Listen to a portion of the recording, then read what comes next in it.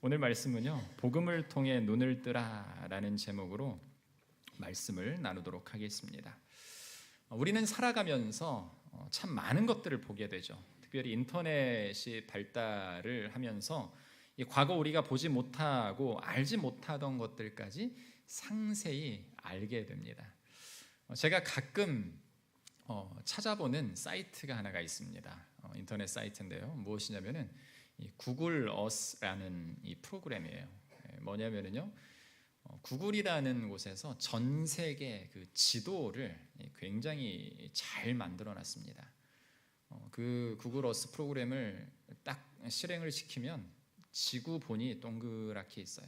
그리고 클릭을 하고 무한대로 클릭을 하면 이 우리 교회 지붕 위까지 상세하게 드러납니다.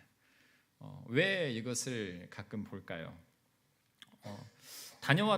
제가 다녀왔던 선교지들을 때로는 이것을 통해서 찾아보기도 하고요.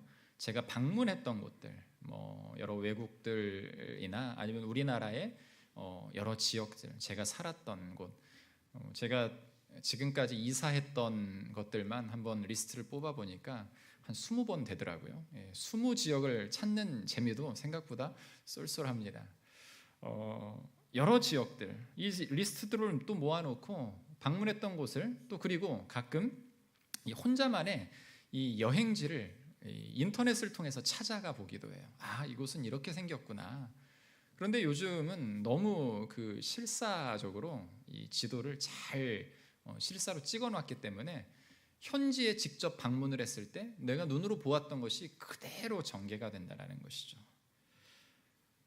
그러면서 가끔 혼자만의 즐거운 세계 여행을 할 때가 있습니다. 물론 컴퓨터 화면을 통해서이지만, 그러면서 때론 하나님께서 이 저를 부르신 목적에 대해서 한번 또 고민을 해보기도 합니다.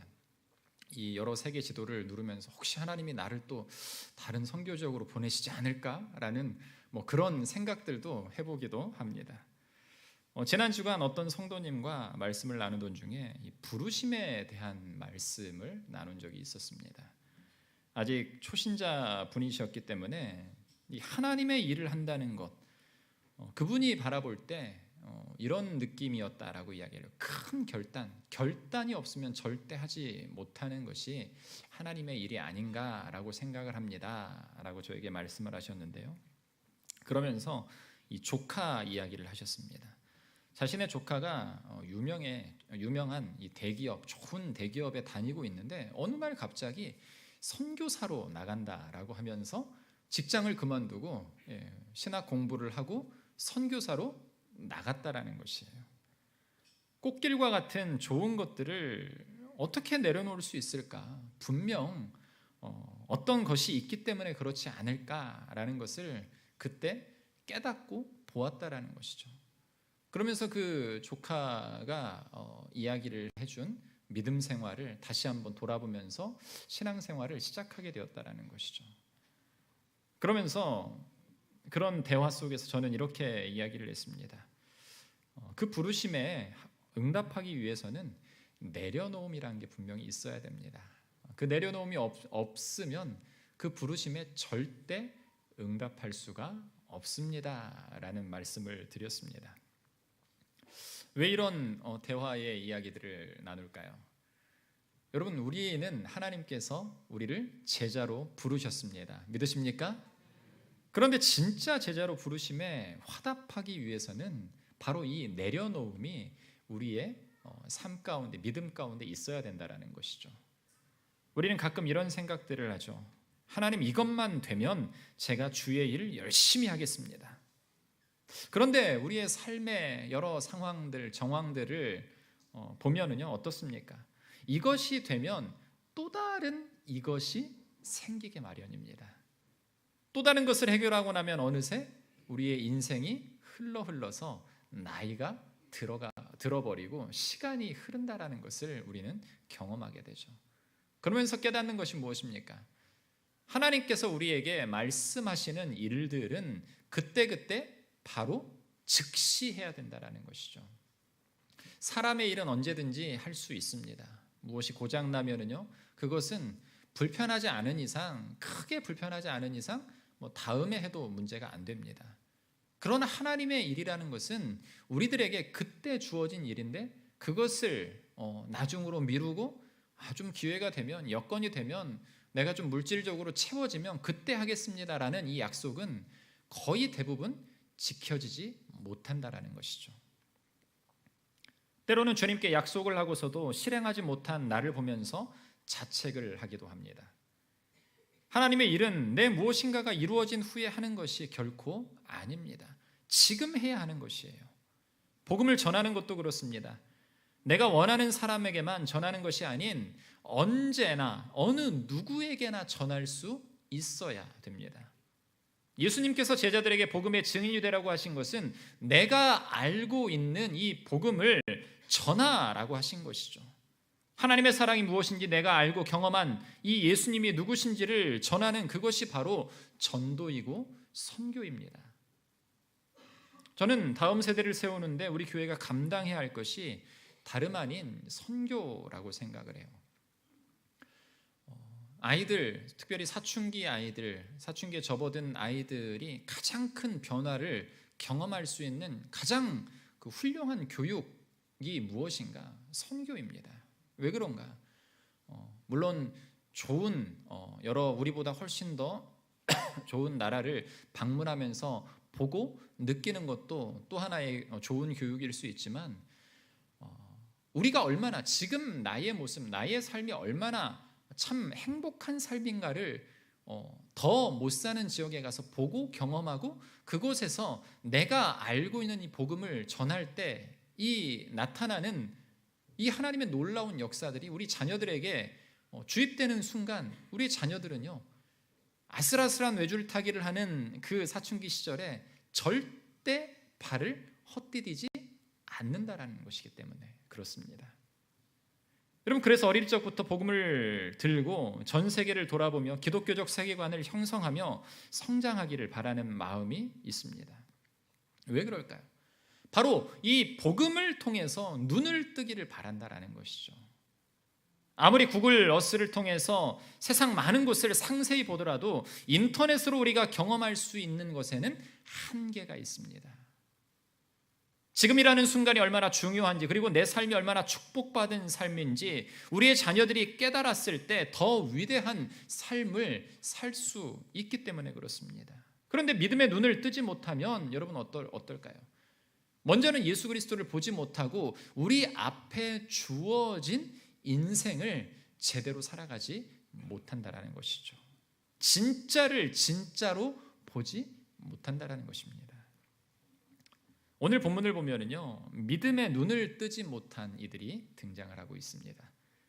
눈을 들어 하늘을 보며 예수 그리스도를 메시아이심을 보아야 함에도 그들은 영적으로 눈먼 자들이 등장하고 있어요. 우리의 신앙이 이기적인 욕망에서 벗어나야 예수님을 바라볼 수 있음을 오늘 말씀을 통해서 우리가 온전히 깨닫기를 주님의 이름으로 축원합니다.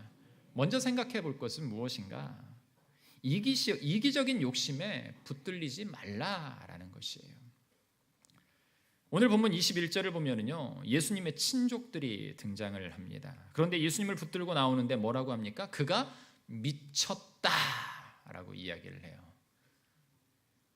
여러분, 누군가 나한테 너 미쳤어 라고 하면 좋을까요? 안 좋을까요? 그 말을 듣고 분개하지 않을 사람은 거의 없을 거예요. 여러분, 22절을 보니까 서기관들이 또 등장을 하는데요, 그들이 뭐라고 합니까? 그가 바알세불을 지폈다 하며 또 귀신의 왕을 힘입어 귀신을 쫓아낸다라고 말씀을 하고 있습니다. 동일 본문인 마태복음 12장에 보니까요, 예수님은 지금 이 상황이 어떤 상황으로 소개를 하고 있냐면은 눈먼 자와 말 못하는 사람을 고친 후였어요. 눈멀고 말 못하는 사람을 고쳤다라는 것은 여러분들 대단한 일이에요. 세상에서 가장 불행한 사람이 누굴까요? 아픈 사람이죠. 저도 과거에 여러 번 아파 보니까 참 다리가 아플 때는 이 다리만 낫게 해주시면, 또 다리가 나으면 또 다른 것이 아프고 뭐 사람의 인생이란 어쩔 수 없는 것입니다. 나이가 들어가면서 조금씩 녹슬어 가고 그걸 고쳐내면서 기름칠을 하면서 살아내고 하나님께서 주신 만큼 살아갈 수 있는 것만으로 우리는 감사하며 살아갈 수 있어야 되죠. 여러분, 눈 멀고 말 못하는 사람을 고치시는데요, 한 몸도 아닌 눈 멀고 말 못하는 사람을 고친다라는 것은요 굉장히 큰 기적이에요. 그런 예수님에게 바리새인들이 이 마태복음 10장에서 뭐라고 말씀을 하시냐면요, 귀신의 왕 바알세불을 힘입지 않고는 귀신을 쫓아내지 못한다. 이 사람은 귀신의 왕을 가지고서 지금 우리를 농락하고 있는 것이다 라고 이야기를 하고 있다는 거죠. 여러분, 바리새인과 서기관들은요 예수님이 계시는 곳마다 끊임없이 찾아옵니다. 이들은 그런데 예수님의 말씀을 듣고 그분이 행하시는 이적을 볼수록 와, 놀랍다, 새롭다, 이분은 대단하신 분이야, 이런 마음을 절대 가지지 않았어요. 그런 이적들을 볼 때면 마음에 이 적의를 품고 예수님을 비난합니다.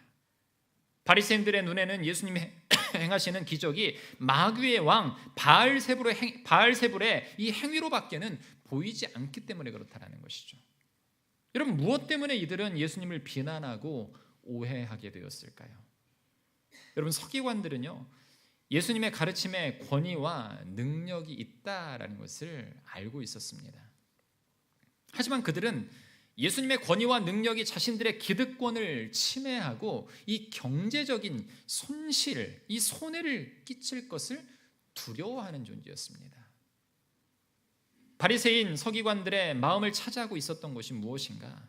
하나님의 말씀에 대한 사모함, 메시아를 향한 이 열망, 기대가 아니라 지금 이 세상의 정욕과 자랑이었다라는 것이에요. 그들은 예수님을 고의적으로 그래서 대적하고요, 성령님이 예수님을 통해 일으키시는 표적들까지 비난하면서 예수님의 사역을 근본적으로 모독하는 상황을 펼치고 있다는 것이죠. 결국 이들은 성령을 부인하는 죄를 범함으로써 구원받을 수 있는 길에서 멀어지고 있는 것입니다. 여러분, 이들이 사용한 방법이 무엇입니까? 예수님을 크게 귀신 들린 자로 모함하는 것이었어요. 여러분, 누군가 마음에 들지 않을 때 그 사람을 쓰러뜨릴 수 있는 아주 좋은 비결이 있습니다. 이게 뭘까요? 모함이에요. 하지 않은 것을 나의 상상에, 이 거짓된 상상의 나래를 펼치면서 모함하기 시작하면은요, 여러 사람에게, 한 사람 아니라 여러 사람에게 그 사람의 잘못된, 아니 진짜 잘못된 것이 아님에도 불구하고 잘못되었다라고 스스로 판단하고 이야기하고 돌아다니면은요, 그 말을 들은 사람들은 어떨까요? 한 번 들을 때는 그래? 내가 경험한 그 사람은 그런 사람이 아닌데? 그런데 두 번 듣고 또 다른 사람이 그것을 이야기를 하잖아요. 그럼 그때부터 마음이 흔들리기 시작합니다. 한 사람, 두 사람, 세 사람이 이야기를 하면은요, 그 마음이 굳어지기 시작해요. 이게 모함이 가지고 있는 굉장한 능력이에요. 22절 말씀처럼 예수님을 귀신을 쫓아내시는 것은 귀신의 왕, 즉 사탄을 힘입어 하는 일이다 라고 주장을 합니다. 왜 그럴까요? 발악을 하는 거예요. 끝까지 이제 지금 우리가 누려야 될 것들을, 이 기적들, 이적들, 하나님의 영광 우리가 다 받고 누리고 지금까지는 우리가 다 누리고 있었는데 예수라는 사람이 나타나서 모든 것들을 헤집고 다니는 모습이 한마디로 눈에 가시와 같은 존재였다라는 것이죠. 여러분, 사람들에게 편견이 생기면 어떤 생각이 나타나는지 완벽하게 보여주는 장면이 바로 오늘의 장면입니다. 그리스도의 복음을 온전히 이해하고 깨닫지 못할 때 이런 류의 모함과 핍박이 우리들에게도 때로는 나타난다는 것이죠. 이단의 방법이 무엇일까요? 특별히 신천지와 하나님의 교회는 이 정통 교회를 모함합니다. 교리를 비난합니다. 종교개혁 500년 동안 이어온 이 기독교 교리를 자기들 입맛대로 해석해서 교회를 비판합니다. 자기들이 옳다라고 하는 것이죠. 그들에게 예수는요 없습니다. 허울 뿐이에요. 그냥 껍데기일 뿐입니다. 교주를 추종하고 자신들의 욕구를 채우기 위한 곳이 바로 이단이에요. 한마디로 건강하지 못하다라는 것이죠. 병들었다라는 것이죠. 암적인 존재, 이 교주와 같은 암적인 존재들을 나의 우상으로 메시아라고 착각하며 섬기고 있다는 것이죠. 얼마나 우둔한 자들입니까? 그런데 그들이 정통교회를 비난할 때 쓰는 방법이 무엇인가? 이 바로 오늘 본문에 나오는 것처럼 모함하는 것이에요. 많은 사람들에게 편견을 씌웁니다. 여러분, 서기관들도 그렇습니다. 예수님의 친척들도 그렇습니다. 예수를 온전히 알지 못함에도 그들이 가진 편견으로 이 자의적인 해석을 하고 있는 것입니다. 그런데 이런 편견은 때로는 우리 믿는 우리 안에도 일어날 수가 있어요. 로마서 7장 22절에서 23절을 보면요, 사도 바울은 이렇게 말합니다. 내 속사람으로는 하나님의 법을 즐거워하되 내 지체 속에서 한 다른 법이 내 마음의 법과 싸워 내 지체 속에 있는 죄의 법으로 나를 사로잡는 것을 보는도다. 여러분, 성도라면 하나님의 법을 즐거워하는 마음이 있고 하나님의 말씀대로 살고 싶은 열망들이 있습니다. 그 열망들이 있으십니까? 예, 있어야 돼요. 막 하나님의 일을 하고 싶은 열망들이 우리 안에 막 있어야 된다라는 거죠. 때로는 신앙생활을 잘하는 다른 성도들을 보면 부럽기도 하죠.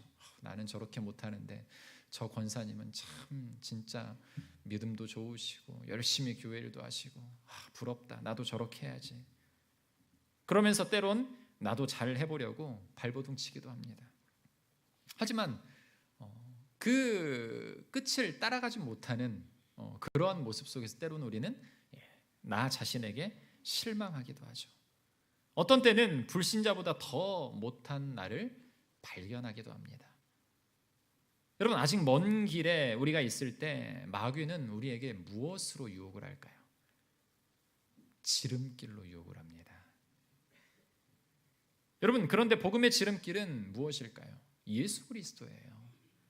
그럼에도 불구하고 마귀는 자꾸 다른 것들을 보여주며 유혹합니다. 그 순간 내 지체 속에서 한 다른 법, 즉 욕망이 일어나 아담과 하와가 맛있게 먹었던 선악과를 손에 쥐고 먹을까 말까 근심하는 것이 아니라 손에 쥐어지는 그 순간 맛있게 먹어버리는 우리의 내면의 자아를 우리는 발견해야 된다는 거죠. 갈라디아서 5장 17절에서 사도 바울은 이렇게 말하고 있습니다. 우리 한번 같이 읽도록 하겠습니다. 육체의 소욕은 성령을 거스르고 성령은 육체를 거스르나니 이 둘이 서로 대적함으로 너희가 원하는 것을 하지 못하게 하려 함이니라. 여러분, 우리의 내면 세계에서는요, 육체와 성령의 소욕이 끊임없이 대립합니다. 이겨야 하는데 우리의 눈앞에 마귀는 자꾸 내가 즉시 좋아할 만한 지름길을 항상 덫처럼 놓아놓고 있어요. 감추어 놓으면서 이거 한번 여기로 한번 와봐. 얼마나 좋은 게 많은지 몰라 라고 하면서 덫을 놓은 상태에서 우리가 한 발자국 본 궤도에서 이탈하게 만든다는 것이죠. 여러분, 덫이라는 것이 무엇입니까? 덫에 빠지면 넘어집니다. 무너집니다. 그런데 우리는 덫이 있다는 것을 알지만 이것쯤이야 라고 하면서 자신하면서 그것을 맛보기까지 하죠. 그런데 그 덫은 우리가 절대 헤어나올 수 없는 아주 강력한 것이에요. 누가 설치했기 때문에? 마귀가 설치했기 때문에. 우리의 무지함은 그런데 때론 그걸 깨닫지 못한다라는 것이죠. 이기적인 욕심을 버리지 못하면 우리는 지름길이 아닌 더 먼 길을 돌아갈 수밖에 없습니다. 그렇기 때문에 우리는 성령께서 역사하시는 길을 바라보아야만 된다라는 것이에요. 여러분의 눈을 들어 주님을 바라보시기를 간절히 바랍니다. 예수님을 바라보는 우리의 시선이 편견이라는 이 색안경을 끼고 있다면 그것을 과감하게 벗어버릴 수 있어야 된다는 것이죠. 마귀는 끊임없이 우리 앞에서 시선을 빼앗으려고 합니다. 예수 그리스도의 복음을 여러분들 온전히 바라보지 못하면요, 이것이 진짜인지 가짜인지 내 눈에 맞는 도수의 안경을 껴야 됨에도 불구하고 멋있는 것만 끼면서 제 앞길도 제대로 보지 못하는 그런 인생으로 살아갈 수도 있다는 것이죠. 여러분, 그 그것을 인도하는 것이 무엇인가? 복음임을 기억하시기를 바랍니다. 예수 그리스도의 복음만으로 우리는 편견을 벗어버리고 정말 예수 그리스도께서 원하시는 그 은혜의 삶을 우리는 살아낼 수 있다는 것이에요. 두 번째로 볼 수 있는 것은 무엇인가? 영원한 죄를 짓지 말라라는 것을 예수님께서는 아주 단호하게 우리에게 말씀하고 있습니다. 그런데 말씀에서 영원한 죄에 대해서 4가지 예를 들어서 설명을 하시는데요. 우리 성경 말씀을 보시면요, 24절 말씀을 보면 한 나라가 서로 갈라져 싸우는 문제에 대해서 이야기를 하고 있어요. 25절에서는 무엇을 또 말합니까? 한 가정이 서로 갈라져 싸우는 문제. 26절에서는요, 사탄이 스스로 반란을 일으킬 때 어떻게 망하는가에 대해서 말씀하고 있어요. 27절을 보니까 또 무엇을 말하는가? 도둑질할 때. 도둑질할 때 예수님께서 적절한 예를 들으셨는지 모르겠지만 이 27절만 말씀만 놓고 보면 조금 아리송하기도 합니다. 어쨌든 도둑질할 때 어떻게 해야 그 집을 강탈할 것인가에 대해서 비유를 들어서 설명을 하고 있어요. 여러분, 이 4가지 문제들은요, 우리의 삶에서 가장 큰 문제들로 우리의 삶 속에 깊숙이 다가와 있는 것들이에요. 싸우고 다투고 도둑질하는 우리의 삶에서 우리가 쉽게 벗어나지 못하는 문제들을 예수님은 열거하십니다. 그런데 이것들을 왜 말씀하고 계신지 우리는 알아야 합니다. 한 가지를 강조하기 위함이에요. 우리 28절 말씀 같이 한번 읽도록 하겠습니다. 내가 진실로 너희에게 이르노니 사람의 모든 죄와 모든 모독하는 일은 사하심을 얻되. 여러분, 문제들이 우리 삶에 즐비하지만 모든 것들은 용서받을 수 있다라는 것이에요.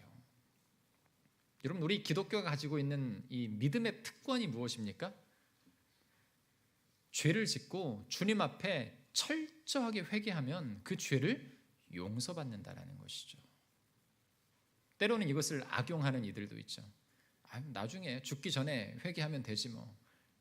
단순히 이런 개념은 아니에요. 회개라는 개념은요, 조금 더 깊게 우리가 생각해야 되는데, 어쨌든 문제들 우리 삶에 즐비하지만 모든 것들은 용서받을 수 있다라는, 용서받을 수 있는 문제다라는 것이에요. 그러면서 예수님께서 29절에 뭐라고 말씀을 하십니까? 결론을 내리시는데요. 같이 읽겠습니다. 누구든지 성령을 모독하는 자는 영원히 사하심을 얻지 못하고 영원한 죄가 되느니라. 아멘. 성령을 모독하는 자는 뭐 한다는 거예요? 큰 죄인데 그 죄는 결코 용서받지 못한다. unforgiven. 용서받지 못한다라는 것이에요. 여러분은 그리스도 예수로 말미암아서 구원 받으셨습니까? 아멘. 그 확신이 있으십니까? 그런데 구원받은 자들 중에서도 여러분, 성령을 모독하면 용서받지 못할 것이다라고 예수 그리스도께서는 아주 단호하게 말씀을 하고 계세요. 예수님께서 이 말씀을 하신 이유가 있습니다. 오늘 본문에 예수님의 사역을 많은 사람들이 방해하는 것에서 끝나지 않고요, 이 예수님의 사역의 근간을 흔들고 있는 것을 우리는 볼 수가 있어요. 그러면서 모함을 합니다.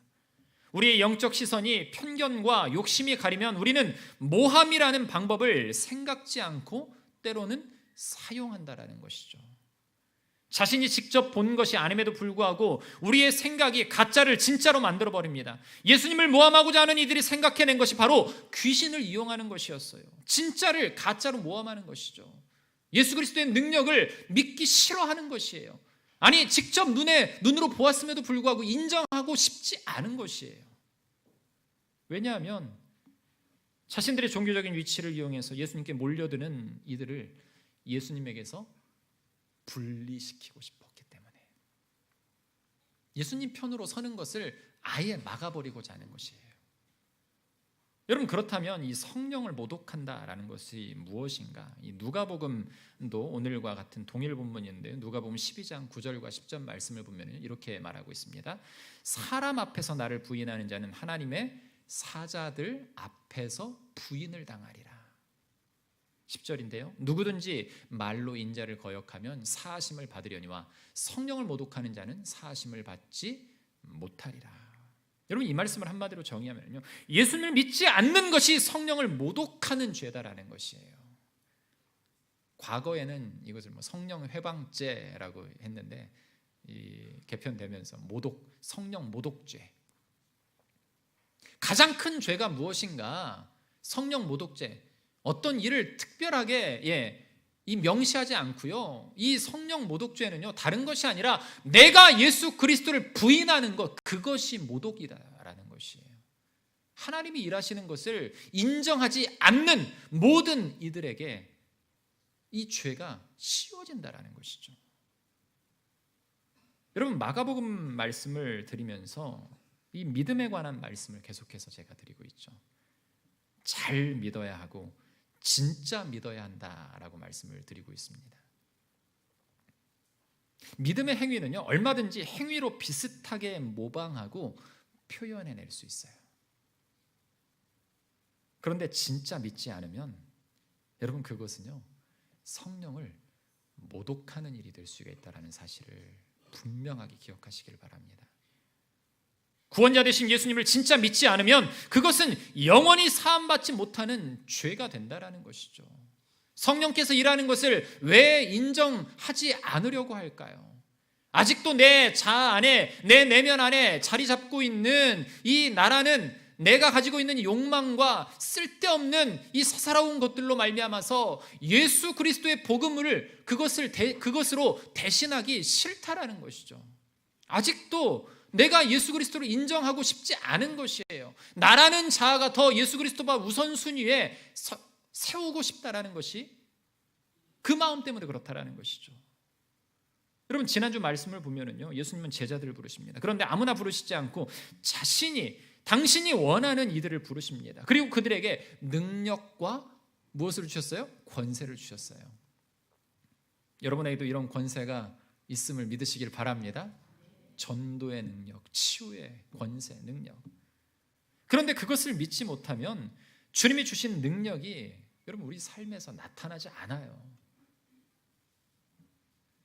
사랑하는 성도 여러분, 우리 인생은 참 짧습니다. 지난주 유초등부 아이들 설교를 한번 하면서 아이들과 선생님들에게 몇 살까지 살고 싶으세요? 라고 질문을 다 물어봤어요. 한 50여 명을 한 명 한 명 다 물어봤어요. 근데 재밌는 게 뭐냐면요, 우리 어린아이들은요 100살이요 200살이요 영원히 살고 싶어요. 어린아이다운 이 말들을 다 하더라고요. 6학년 정도 되니까 한 120살이요. 여기서 정도 끝나는데 선생님들에게 물어봤어요. 40대 선생님들과 60대 선생님들 골고루 다 물어봤어요. 60살이요, 70살이요. 조금 오래 살고 싶은 분이 80살, 그 이상 안 나오더라고요. 왜 이런 대답을 했을까요? 현실을 직시하기 때문에.